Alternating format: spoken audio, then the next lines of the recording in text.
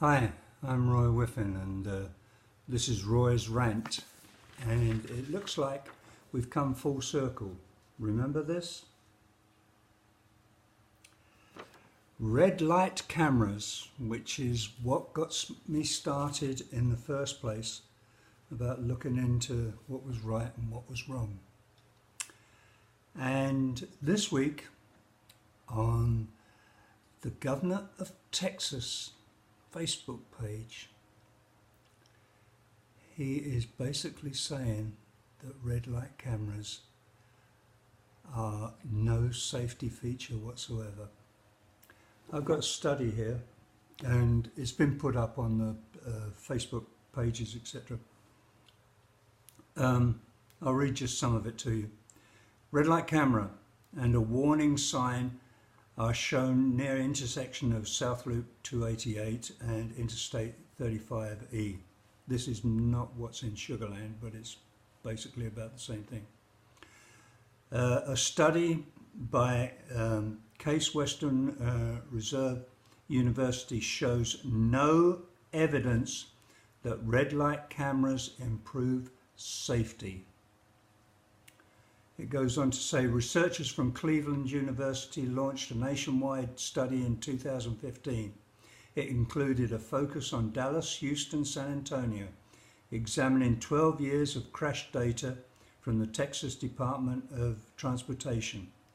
Economics professor Justin Gallagher and a colleague found that while the cameras did reduce a number of angled crashes, such as T-bone crashes, the cameras led to an overall increase in other types of accidents, such as fender benders.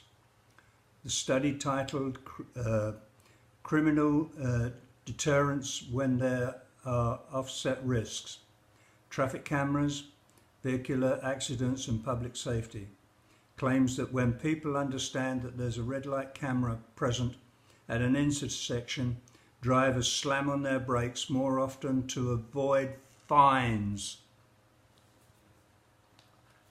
What have I been saying time and time again? Reports from Denton Record Chronicle revealed 3 Denton police supervisors had been making tens of thousands of dollars while working overtime to review cameras and footage. These are your tax dollars that the city of Sugarland are paying to police officers to view all these violations. It says that sparked a Denton Council debate the city's use of red light cameras.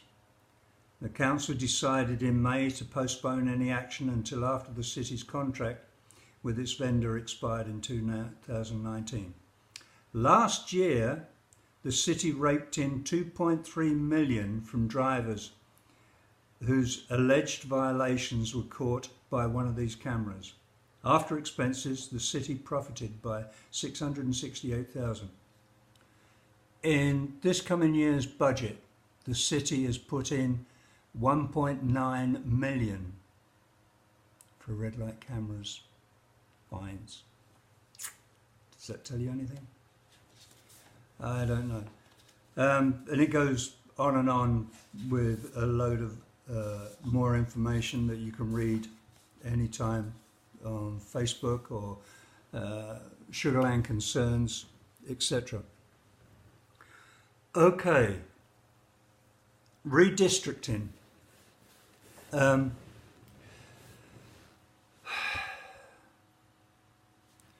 This man, as I said last week, is an out-and-out bully, plus the fact he's a liar as well. He said no council member would be redistricted out of their area. Well, one of the ladies is at the moment going to have 30,000 people taken away from her and will be given a river, an arable land and 1,000 people. That is not a district.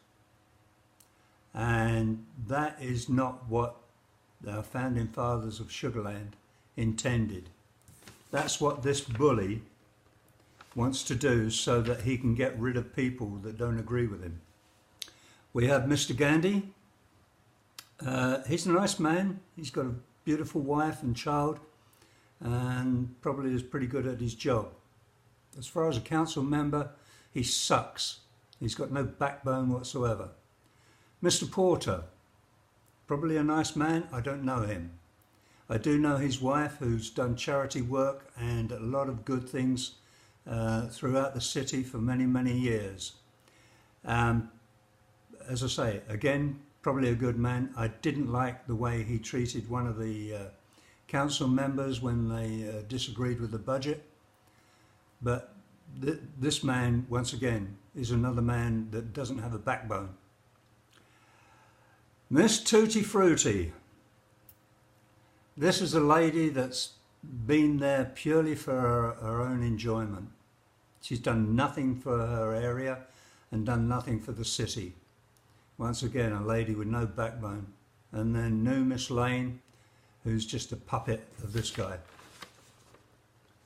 So we have two council members that actually have a brain and look at things for you.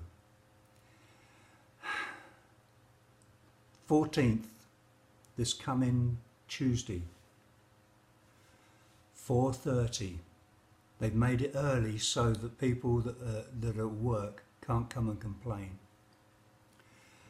If you are one of those 30,000 that are being redistricted, you need to be at that meeting, or you need your wife at that meeting, or you need somebody over the age of 21 in your family at that meeting to talk for you. You are getting screwed. You are being used as a pawn.